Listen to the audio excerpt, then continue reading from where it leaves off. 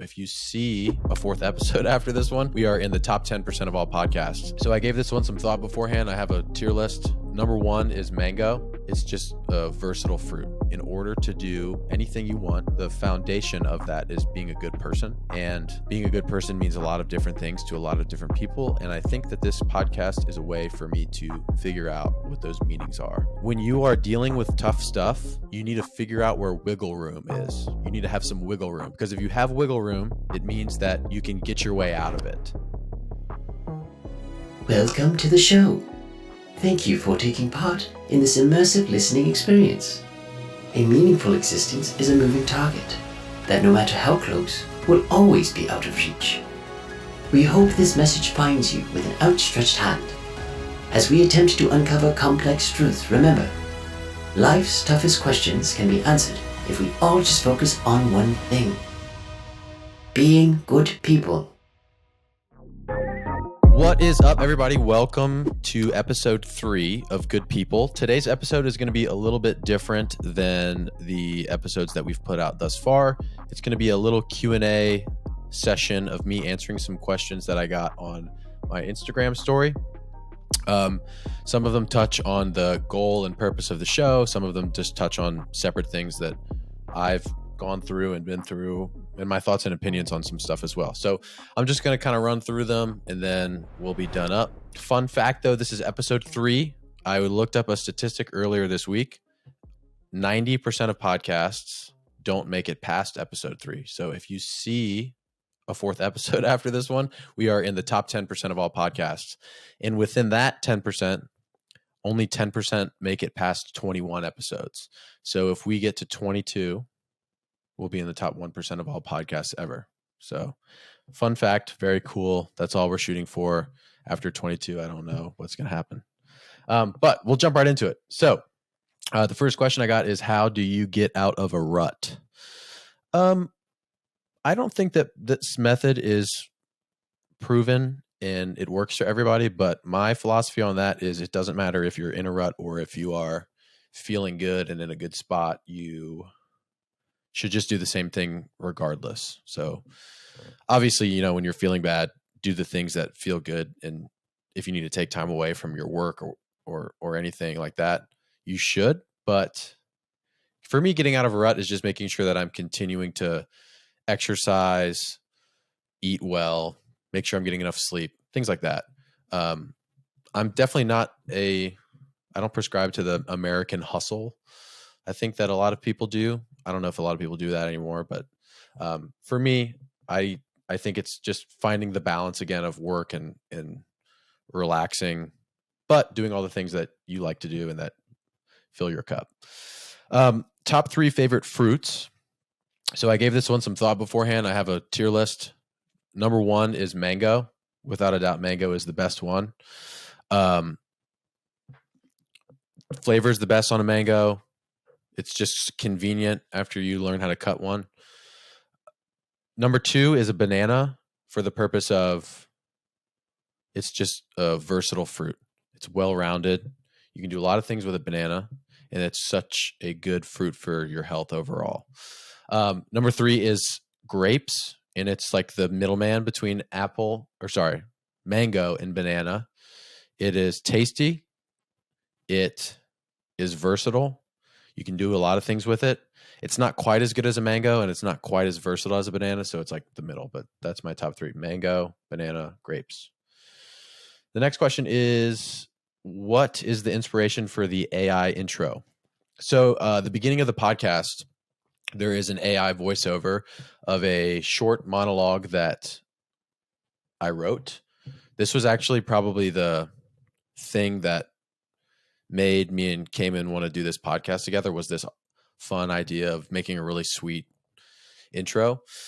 If you're watching it on YouTube, I don't think that that's finished yet. Is that correct, Cayman? That's correct. Yeah, we're still a work in progress. Okay. He gave me the nod and said it's still a work in progress. Like the video side of it's not done, and it might change eventually over time. Anyways, the inspiration for that AI intro is Logic, the rapper. He has a lot of concept albums out, meaning there's a story embedded in all of them between some of the songs. And he put out an album in, I think, 2017. called The Incredible True Story. It's this sci-fi album where these guys are traveling through space listening to one of his old mixtapes. And in a lot of his albums, he has reoccurring characters, but there is a AI computer system named Thalia that takes essentially the listener through it. And there's a lot of cool monologues and scripts written for that character. Anyways, that's something that I've always found really fascinating and cool. And it just seemed like a fun project to add within our podcast. So yeah, I don't know. It's cool. It's fun. The intro is a meaningful message that we, Cayman and I, doing this podcast together, both stand behind. And so, yeah, it's just cool. But that's where it came from, Logic. Question 4, what are you most proud of? This is a tough one for me to answer. I've been reflecting on this a lot lately. The easy answers are I'm a blue belt in jiu-jitsu. I've done a 50-mile race. I've done a 100-mile race. I've done a 50K marathon, a handful of those distances by myself on the weekend that weren't official. I'm proud of all that stuff, but probably the thing I'm most proud of is when I was going into my adult life, I took a lot of chances on myself in terms of pursuing my career. I traveled to Philadelphia to get certified in CrossFit by myself when I was 19 years old. And I had never been to a CrossFit gym before. It just felt like the right thing to do. So I did that. And the months after that as well, reaching out to the gym that I now work for, putting myself out there, working hard at the internship process there, developing myself as a coach into the position that I'm in now. I'm probably most proud of that effort. But even that still, nothing really compares, I think, professionally to the relationships with your family, having a dog. That's pretty cool. I'm proud of that. So yeah, that's a little bit of a sappy answer, but that's how I feel. Gi or no gi? For those of you listening who don't know this question, gi or no gi, a gi is the martial arts uniform that you wear in jiu-jitsu. It's the pajama looking thing and you tie the belt around your waist. And the no gi would be, some people prefer training this way. It's pretty popular in sport jiu-jitsu now, but no gi is where a lot of people wear compression shirts and pants and then wrestle each other like that. But my answer to this one is gi. And the reason why is I love no gi and it's very fun and I've been training it more. But 99% of all of the jiu-jitsu that I've ever done has been in the gi. That's just what the gym that I train at does. So that's my preferred way to do and train jiu-jitsu. And a lot of people say there's not as much practical carryover to the real world in a gi, which I think is wrong, because if somebody has a zipper hoodie on or something, you could definitely choke them out with that. So both is a good answer, but I do prefer gi. Are you going to talk about Old Soul Joel stuff? That's a tongue twister. Or Coach Joel stuff? Probably both. This podcast so far, meaning the one that I'm currently talking on, episode 3, seems to be a bit old soul. But, fitness is the thing that I know the best, and I know how to communicate in analogies that way probably. So I expect there to be a combination of both. I have a couple episodes already planned that are fitness related and hopefully it will be helpful in that way. So probably both, but mostly old soul, but sometimes fitness. I don't know if that was a good answer to that question, but we'll leave it at that. Dream interview. This is a really great question. Logic probably is my dream interview, which inspiration for the AI intro for sure. But he was just an artist that I listened to a lot during formative years of my life. When I was in high school, I lost like 50 pounds between my sophomore and junior year of high school. I pretty much only listened to Logic when I was working out in the gym. And so I found this love of fitness at the same time that I was listening to him. But he's just a really cool dude. Just with the music that he makes, the art that he puts out, but he just seems like a great guy to talk to. And that might be an ambitious dream interview, but that's probably my answer. There's a lot of people I'd love to talk to though, but logic is number one. What's the intention / mission of good people? So I think the best way to answer this is to read the intro word for word, because I think it does a good job encompassing it. So it is, and this is what the AI intro says: welcome to the show. Thank you for taking part in this immersive listening experience. A meaningful existence is a moving target that, no matter how close, will always be out of reach. We hope this message finds you with an outstretched hand. As we attempt to uncover complex truths, remember, life's toughest questions can be answered if we all just focus on one thing: being good people. So, in a nutshell, it's just, I think there's like 5 things that you need to remember to do in life to get good or be good at anything. Discipline, being kind, etc., whatever else, virtue and good quality, being courageous, things like that you may strive to be. And what those 5 things are, for example, if I want to get good, if I want to lose 50 pounds, in order for me to do that, it would be helpful if I had the courage to go to the gym, was a kind person to all the people that were there, and kind of build a community, had the discipline to, even when I didn't feel like it, show up. I'm just spitballing, so there's no, I guess, definitive framework that I have for that in my head, but it seems like to me, in order to do anything you want, the foundation of that is being a good person.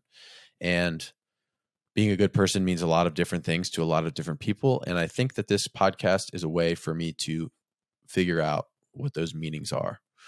I've already, just in 2 episodes, gotten very diverse answers from 2 different people, and they're both right about that. Being a good person to each one of them is a reality, and being a good person to me is different than what those 2 guests said. And so it's this ongoing conversation of figuring that out. I would say that's the goal and intention. Biggest obstacle you face in life, and what did you learn from it? This one is tough to answer, because I don't really think that I've gone through much that has been extremely difficult in terms of like real life stuff. 100 miler is probably the toughest thing that I've been through. And that is a very good thing. Like, I'm lucky that that's the hardest thing that I've ever had to face, because I chose to do that. When you think about hard things, I immediately go to losing a loved one. I have both grandparents on both sides of my family still alive. I mean, I've lost a handful of family dogs, and that was tough, but that's not real loss, I think that the 100 miler for me was the toughest thing and biggest obstacle that I faced. And man, I learned a lot of stuff from that. I would say the biggest thing that I took away, 2 biggest things I took away from a 100 miler off the top of my head. Number 1 is I'm not as tough as I think that I am. And number 2 is that you can't do anything without people to help you. And I mean, there was definitely times in that race where I was like, yep, I'm done. I'm good. I can go home. But literally the only reason that I was a lot less vocal about that and kept going was because there was a team of people there to support me doing that. And I felt like I couldn't let them down. And then the other one, just, you're not as tough as you think you are. It's like, I know I'm a pretty tough guy, but when you run through the night and you haven't slept in 48 hours, you turn into a big baby. And yeah, that's fine, but that's probably what I learned from it. I think it's a testament to, like, through that, I've learned a lot of valuable skills about life. When it gets tough, don't quit. A term that I came up with during that was, when you are dealing with tough stuff, you need to figure out where wiggle room is. You need to have some wiggle room, because if you have wiggle room, it means that you can get your way out of it. And the toughest parts for me in that race were the moments where I felt like I had no wiggle room. And that lasted from about mile 58 to 80 is when I felt like I had no wiggle room. And that was a long time. That was like 8 to 10 hours straight of there's no way that I'm going to finish this run. I cannot see the light. And then at mile 80, when I found that wiggle room, and it was just arbitrary. It was just like a soft thought of, oh yeah, I could do this. But it was enough for me to keep going and finish the run. When you apply that to real life and you lose a loved one, for example, it's very, very hard to put that into perspective, I'm sure. And again, I don't know. Maybe the 100-miler will help me with stuff like that. And I'm sure it will. There's nothing that is as difficult as things that happen to you in real life that are struggles, obstacles, and you can really only do your best when it comes to stuff like that.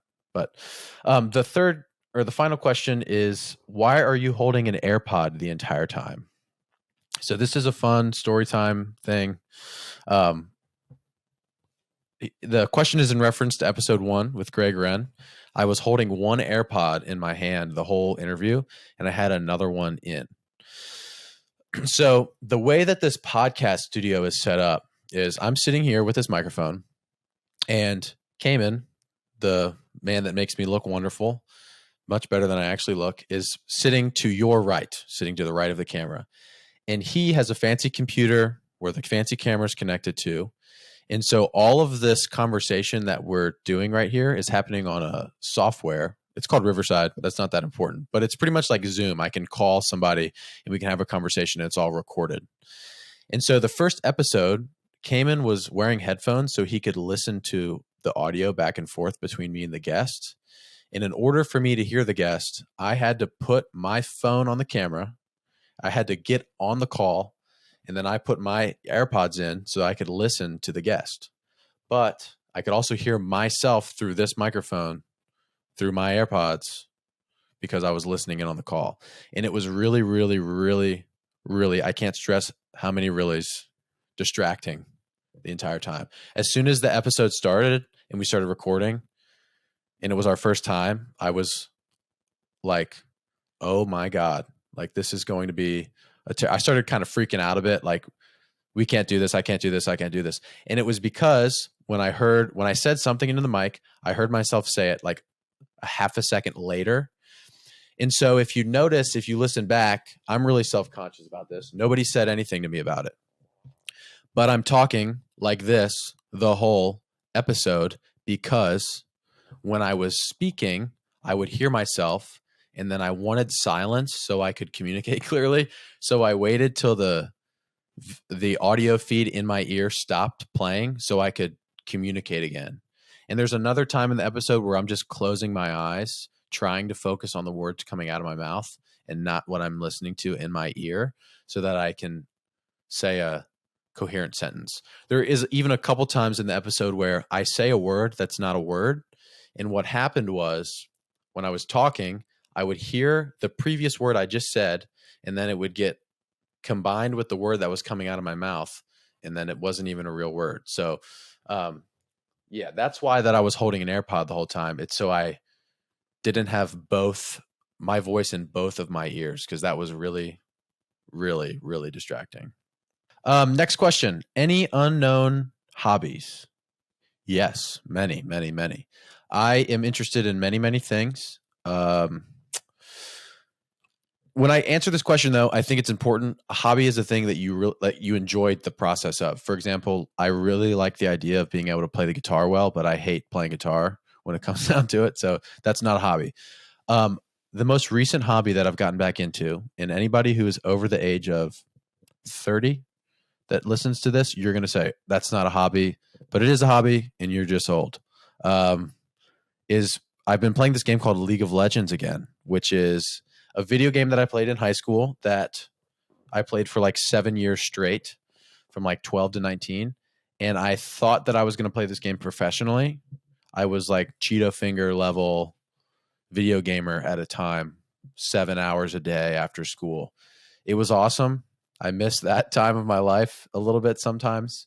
But I started playing a little bit casually again, and we will see if it stays, because I sometimes get back to that, like, you've got to win. You've got to win mindset on it, which is so stupid. It makes no sense to me. And if that continues, I probably will have to stop again. But so far, I've been playing League of Legends again. I think that's an unknown hobby that I do enjoy. Something you've never tried but would like to, snowboarding. I've never been snowboarding, which is hilarious because Cayman, again, the man to your right now, was a snowboard instructor in a previous life and an avid snowboard instructor, I believe. And he shreds pretty much. So we've decided this winter I'm going to go snowboarding with him, I think. Favorite versus least favorite exercise. Okay, this one changes a lot because all I do is read about exercise. And so whatever I get most excited about at the time is probably my favorite exercise. Something that I really like right now, there's a movement in CrossFit called a thruster. It's a squat or front squat with a barbell. And then when you stand up, you use your legs to push it all the way and press it overhead in one drive. I don't like thrusters because they're typically done low weight for a lot of reps.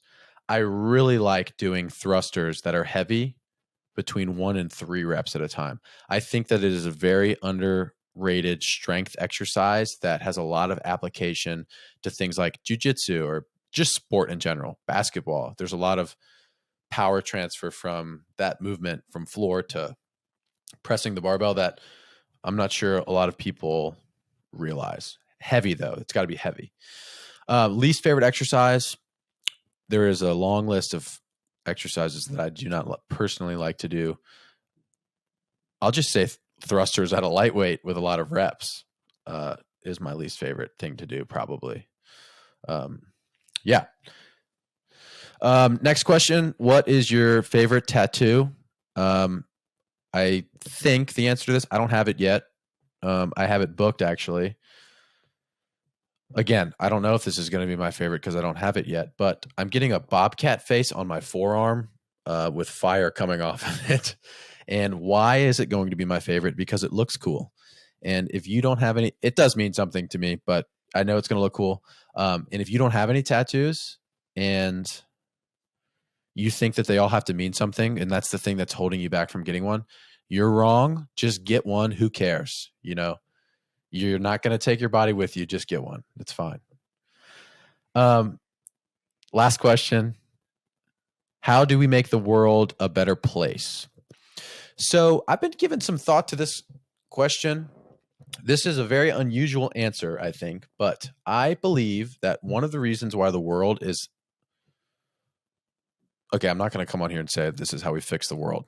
That's not what I mean by this. But something that would really contribute to people living better lives and being better people is accepting the fact that they are going to die. And I think that many people are uncomfortable with the thought of their death, are uncomfortable with the thought of mortality, etc. You know, anything involved with the realm of us not being here is hard for people to think about. And it's definitely not easy for me, but accepting the fact that you're going to die, and understand acceptance is more than just like, yeah, I know I'm going to die. It's like thinking about it and understanding it and pondering what that looks and feels like, is the idea that,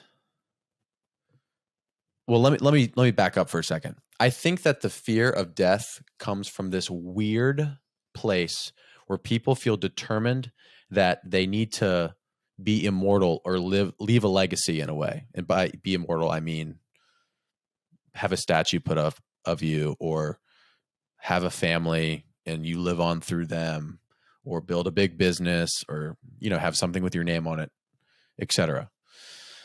And I think that that's the stupidest thing to want in life ever.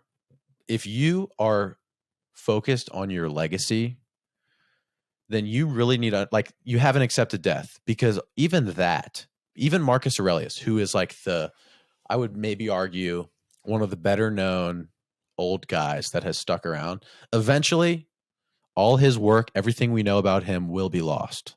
And whether there's a big civilization change or whatever happens, eventually at some point, all of anything that you ever know and do and will be gone.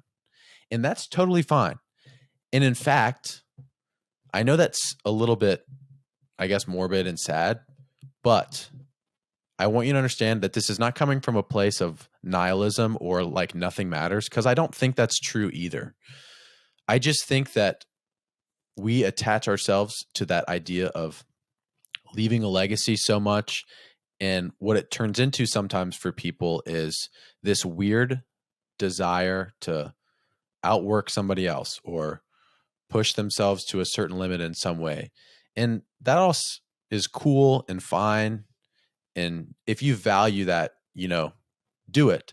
But the fact that you have to leave a legacy should be so far out of your mind that what you're focused on is the people that you surround yourself with, the family that you create, the way that you communicate with your loved ones and your kids, the impact that you have on those that are around you.